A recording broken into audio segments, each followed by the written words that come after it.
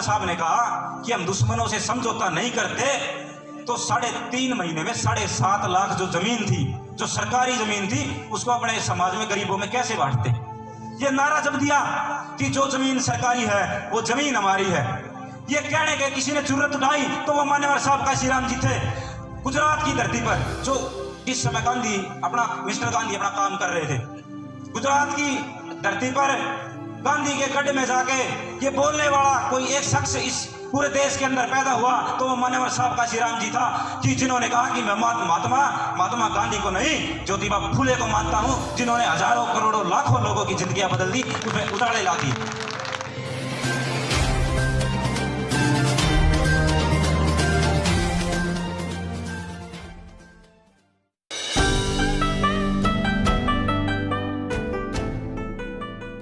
आप सभी की मौजूदगी के बीच मैं एक बात याद दिलाना चाहता हूं कि आज के समय में जो लोग हमें नीच कहते हैं, हमारी जो सामाजिक रूप से शोषण करते हैं, मैं एक मंच के माध्यम से आप सभी की मौजूदगी में एक बात कहना चाहता हूं कि यही जो लोग हैं, ये जो मान्यवर साहब कहा करते थे कि भाई ये जूते बनाने वाले को हमने टिकट दिया और विधानसभा में पहुंच गया।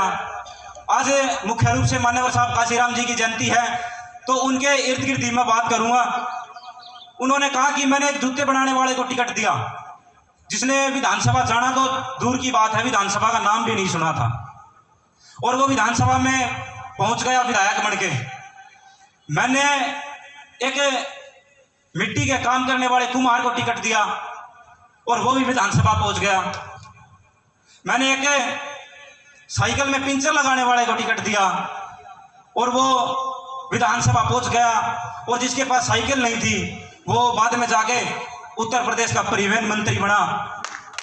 और मान्यवर साहब काशीराम ने कहा कि मेरा समाज जो एक वक्त की रोटी के लिए दर की ठोकरें खाता था, ये मेहनत का जो समाज था, जिनको रोटी नसीब नहीं होती थी, हमने उनको विधानसभा में भेजा और उनको खाद्य मंत्री बनाया। ये ताकत जो सबसे पहले इस पूरे भारत के अंदर जितनी मजबूती के साथ मान्यवर साहब काशीराम जी ने स्थापित की, शायद ही कोई और इस राष्ट्र के अंदर ऐसी परिकल्पना कर सकता हो। मान्यवर साहब काशीराम जी, बाबा साहब अंबेडकर ने इस देश को संविधान दिया। उस संविधान के बाद जब उसके समान रूप से लागू करने की बात आई, तब मंजीत मेहरा जी बहुत विसर्री गायक बता रहे थे कि महिलाओं के सम्मान के लिए, महिलाओं के अधिकार के लिए बाबा साहब अंबेडकर ने काम किया। तो हिंदू कोड बिल महिलाओं के सम्मान के लिए बाबा साहब अंबेडकर ने जब संसद के अंदर पेश किया, तो इन मनुवादी ताकतों ने उसका विरोध किया और वो पास नहीं होने दिया। इसका परिणाम ये हुआ कि डॉक्टर बाबा साहब अंबेडकर ने उसको संसद से इस्तीफा देना पड़ा और महिलाओं के सम्मान के लिए उन्होंने लड़ाई लड़ी। उसी को आगे बढ़ाते हुए मान्यवर साहब श्री काशीराम जी, जो आप समझ सकते हैं, वो कहा करते थे कि भाई जिस पे बीते सो जाने, जिसके पैर ना फटी बिवाई, वो क्या जाने पीर पर आई। तो मान्यवर साहब काशीराम जी जब अपनी मीटिंगों के अंदर जाते थे, उनके पैरों में, आप समझते होंगे, सभी गरीब किसान मेहनत मजदूर लोग हैं, तो आप सभी समझते होंगे पैरों में बिवाई जो फटती है वो किस प्रकार फटती है। तो आज मुख्य रूप से हम इकट्ठा झज्जर में हुए हैं। झज्जर का जो इतिहास है वो बड़ा गौरवमय इतिहास नहीं है। हमारे जो मिशन के हिसाब से 2000 में मान्यवर साहब काशीराम जी आए थे, कुछ 10, 20, 50 लोग बैठे थे। सन 2000 का विधानसभा का चुनाव होना था और मान्यवर साहब का हेलीकॉप्टर एक बार पंडाल के ऊपर घूम के उल्टा चला गया। सोचा कि भैया भी लोग आते होंगे, ये 2000 की बात बता रहा हूं मैं। तो दोबारा जब मान्यवर साहब काशीराम जी ने हेलीकॉप्टर लेके आए, तो फिर वही 20, 30, 50 लोग बैठे हुए थे। मान्यवर साहब काशीराम जी ने हेलीकॉप्टर उतरवा लिया और मान्यवर साहब काशीराम जी उन्हीं 20, 30, 50 लोगों को संबोधित करते हुए ये बात कह गए। उस समय हमारे जो विधानसभा के विधायक के प्रत्याशी संतलाल मदान जी थे, तो मान्यवर साहब काशीराम जी उतरे, हेलीकॉप्टर से उतरे। उन्होंने पूछा कि हमारे जो प्रत्याशी है वो कहाँ हैं। तो पदाधिकारी जो थे उन्होंने बताया कि भाई वो मंडी में गए हैं माड़ा लेने के लिए, बाहर गए हैं हार लेने के लिए। ये मंगत राम तंवर जी बता रहे हैं, ये लंबे समय से पार्टी में बने हुए हैं और पार्टी के लिए काम कर रहे हैं, दिन रात मेहनत कर रहे हैं। जब मैं कल रात को सो रहा था तो ये इस समय ये बैनर और लड़ियां जिस पंडाल में आप बैठे हैं, ये पंडालों को बांधने का काम कर रहे थे आजाद चोपड़ा जी, मेहरा जी, कटारिया साहब। तो सभी लोग अपना अपना काम कर रहे हैं। मैं जो बता रहा था वो संतलाल मदान जी जो प्रत्याशी थे वो हार लेने के लिए गए मंडी में, तो मान्यवर साहब ने कहा कि भाई हार तो तू पहले लेने जा रहा है, चुनाव क्या लड़ेगा, तू फूलों की मंडियों में हार लेने जा रहा है। तो इतने 50 आदमी नहीं पाने थे या 500-1000 आदमी पाने थे, अगर तू आदमियों की मंडी में आदमियों को लेने के लिए जाता। तो ये मान्यवर साहब की जवाब इस तरह से देते थे। उस पूरे भारत के अंदर जो काम नहीं हो सकता था, जो कोई सोच भी नहीं सकता था, उसको धरातल पे उतार के 4-4 बार मजबूत सरकार बनाई। और कुछ लोग कहते थे कि भाई आपने तो बीजेपी से गठबंधन कर लिया, आप तो बीजेपी की बी टीम है, तो विरोधियों का काम तो कहना होता है। लेकिन मान्यवर साहब ने कहा कि अगर हम भारतीय जनता पार्टी से, हमारी 67 सीट थी, 67 सीट भारतीय जनता पार्टी से गठबंधन किया और शर्तें की थी कि भाई मुख्यमंत्री बहन जी बनेगी। और उसके बाद में जब प्रेस कॉन्फ्रेंस को संबोधित कर रहे थे गठबंधन के टूटने के बाद, तो मान्यवर साहब ने कहा कि हम दुश्मनों से समझौता नहीं करते। तो 3.5 महीने में 7.5 लाख जो जमीन थी, जो सरकारी जमीन थी, उसको अपने समाज में गरीबों में कैसे बांटते। ये नारा जब दिया कि जो जमीन सरकारी है वो जमीन हमारी है, ये कहने के किसी ने जरूरत उठाई तो वो मान्यवर साहब काशीराम जी थे।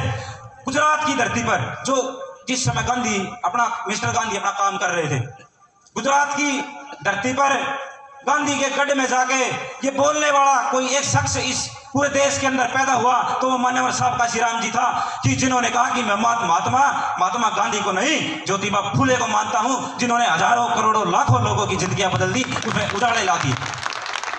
ये बात मान्यवर साहब काशीराम जी ने कही। और जब अपनी नौकरी को छोड़ के, समाज के लिए ऐसे ही काम नहीं होता कि हम सुबह जाके घर में सो गए और सुबह फिर उठ के अपना और कुछ निजी काम करने लगे। पूरा सब कुछ तपाना पड़ता है, घर बार छोड़ना पड़ता है। ये घर बार छोड़ के जब मान्यवर साहब काशीराम महाराष्ट्र की धरती से आंदोलन शुरू किया, हम पढ़ते हैं जब आंखों में आंसू आ जाते हैं कि महाराष्ट्र की धरती से जब आंदोलन शुरू किया, घर का पता नहीं, प्रतिज्ञा कर ली थी कि मैं कभी घर नहीं जाऊंगा, अपनी कोई संपत्ति नहीं होगी, मेरा जो सब कुछ है वो समाज का होगा, और मैं जब जाऊंगा इस धरती से तो जो भी मेरा पीछे होगा वो इस पूरे बहुजन समाज का होगा, 85% बहुजन समाज का होगा। तो महाराष्ट्र की धरती से आंदोलन शुरू किया। एक बात बस मैं कहना चाहूंगा कि महाराष्ट्र के लोगों ने कहा कि भाई मराठी, आप जानते हैं कि महाराष्ट्र में मराठी चलती है, उन्होंने अपनी भाषा में कहा कि अंबेडकराची विचारधारा चांगली आहे पण मी यशस्वी होऊ शकत नाही, कि अंबेडकर की जो विचारधारा है वो तो अच्छी है पर वो सफल नहीं हो सकती। और मान्यवर साहब काशीराम बड़ा बाबा साहब की एक किताब जाति का संपूर्ण विनाश पढ़ के और ऐसे ही लोगों के सामने बड़े सीना ठोक के कहते थे कि पूरे भारत के अंदर हमारा मकसद है कि हमें भारत पे शासन करना है और अंबेडकरिज्म इस पूरे भारत के अंदर स्थापित करना है। और मान्यवर साहब ने करके दिखाया। और जब उत्तर प्रदेश में सरकार बनी तो कहा कि अंबेडकराची विचारधारा चांगली आहे, ये तो बात मान ली कि विचारधारा तो अच्छी है पण मी यशस्वी हो सकता है, इसको बदल दिया, इसको इतिहास के पन्नों को बदल दिया और सरकार बना के बता दिया कि पण मी यशस्वी हो सकत है। जब उनसे कहा कि आप तो सिर्फ एक ही जाति के लोगों को जोड़ते हो, जब मान्यवर साहब ने कहा कि अपने लोगों से मत लड़ो, आप उनसे लड़ो जो आपके अधिकारों पे कब्जा करे बैठे हैं। आपके जो अधिकार है कि 100 में 90 शोषित हैं, शोषितों ने ललकारा है, धन धरती और राजपाट में 90 भाग हमारा है, उस 90 भाग के लिए लड़ाई लड़ो कि राष्ट्रपति हो या भंगी की संतान, सबकी शिक्षा एक समान, सबको शिक्षा सबको काम, वरना होगी नींद हराम। सबको शिक्षा दे न सके जो, वो सरकार निकम्मी है, और जो सरकार निकम्मी है वो सरकार बदलनी है। ये मान्यवर साहब काशीराम जी की लड़ाई थी। और इसको ऐसा नहीं है कि उन्होंने नारों के अंदर कह दिया, नारों के अंदर नहीं कहा, उत्तर प्रदेश में 4 बार सत्ता लेके दिखा दिया कि ये हो सकता है कि अंबेडकर फूले शाहू का जो आंदोलन है कि आंदोलन सिर्फ कागजों में नहीं है, किताबों में नहीं है, ये दिलों में है, ये दिमाग में है। और जाते जाते एक बात भी कह गए थे कि काशीराम जाएगा नहीं, काशीराम इस दुनिया से नहीं जा सकता। जैसे बाबा साहब अम्बेडकर जी कह गए थे कि मैं जब तक आप लोगों के बीच में, आपके दिल और दिमाग के अंदर जिंदा रहूंगा, जब तक इस भारत का संविधान इस देश की संसद में बैठा आपकी रक्षा करेगा।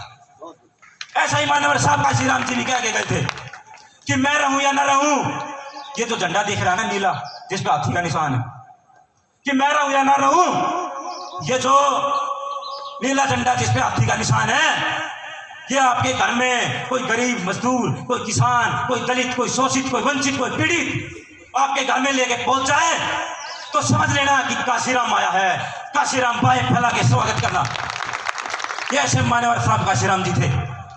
और ज्यादा बात को लंबी ना कहते हुए, क्योंकि बोलने वालों की संख्या बहुत ज्यादा है, लंबी है, एक बात बस मैं कहना चाहूंगा कि कोई एक किताब लेना, आपको समय मिले तो एक मान्यवर साहब काशीराम जी की किताब लेना, चमचा युग, बाबा साहब अम्बेडकर की किताब लेना, जाति का संपूर्ण विनाश, एनिहिलेशन ऑफ कास्ट।